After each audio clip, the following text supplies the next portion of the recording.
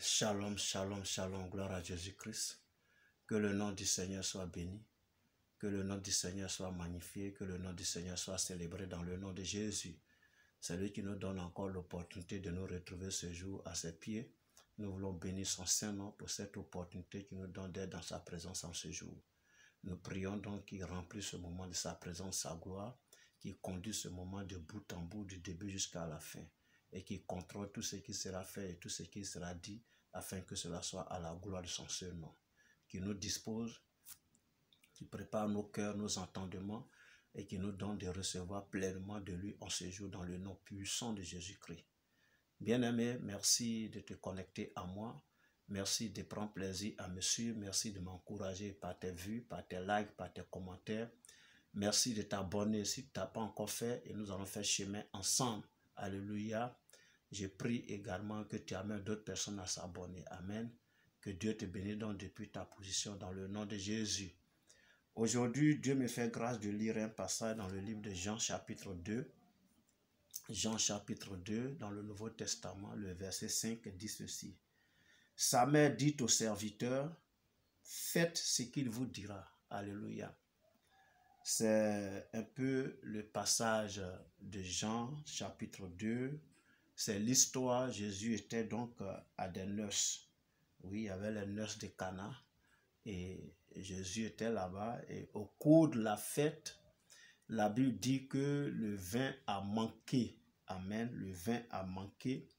Et sa maman, Marie, donc, va venir l'informer que le vin, ils n'ont plus de vin.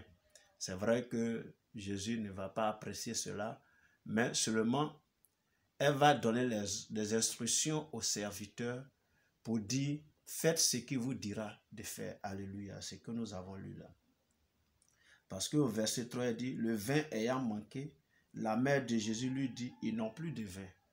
Et Jésus va répondre, femme, qu'y a-t-il entre moi et toi? Mon heure n'est pas encore venue.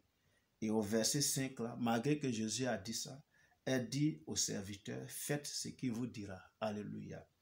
Et effectivement, quand on lit la suite, ils ont fait ce que Jésus leur a demandé de faire. Amen.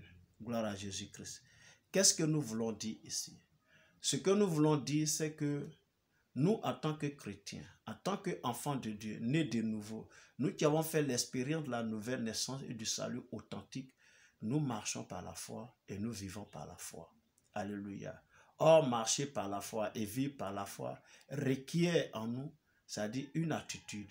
Cette attitude, c'est l'observation de la parole de Dieu. C'est l'obéissance à la parole de Dieu. C'est vivre conformément à la parole de Dieu. Parce que c'est dans cette parole-là que nous tirons notre foi. La foi par laquelle nous marchons, cette foi-là, elle vient de la parole de Dieu.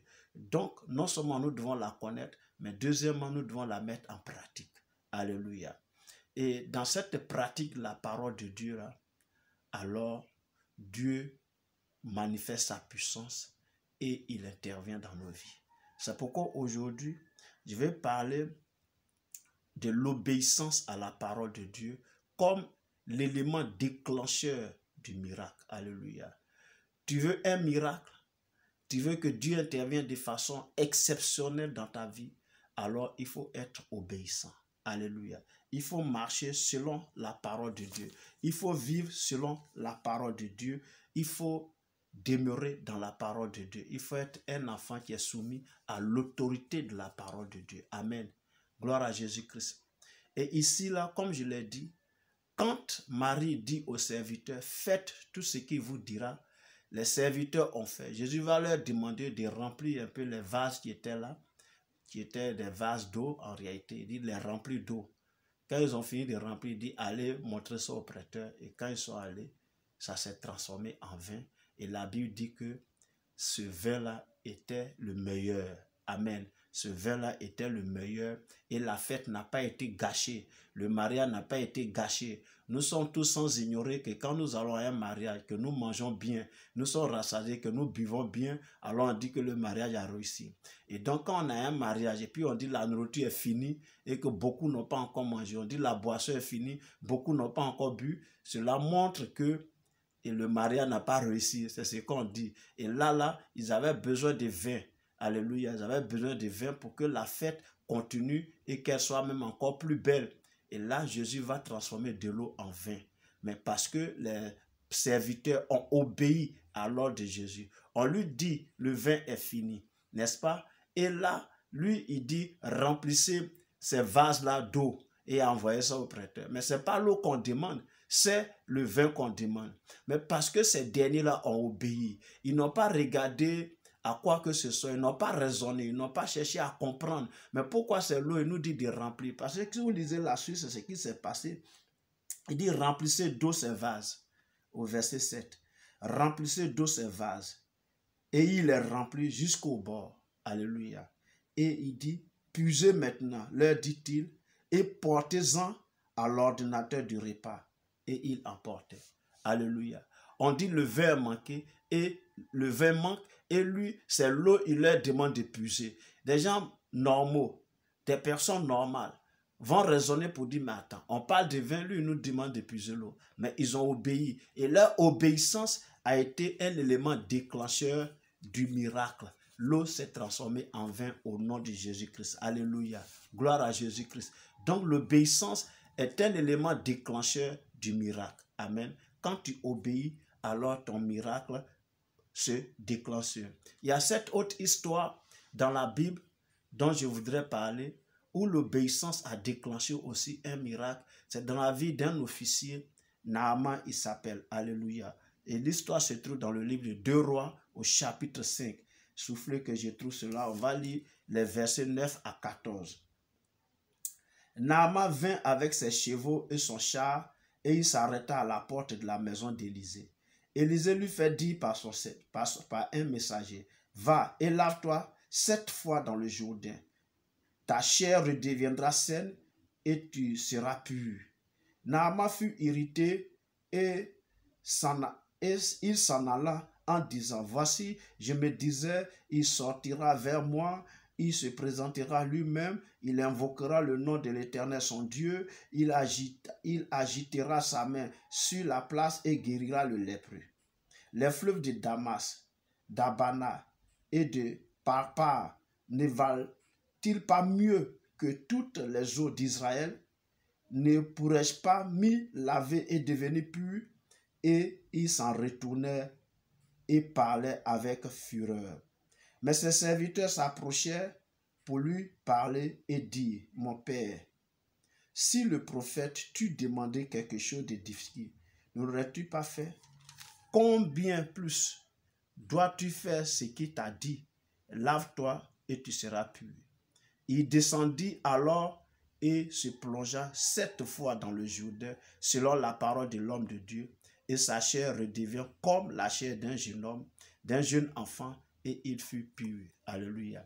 Donc voici notre histoire.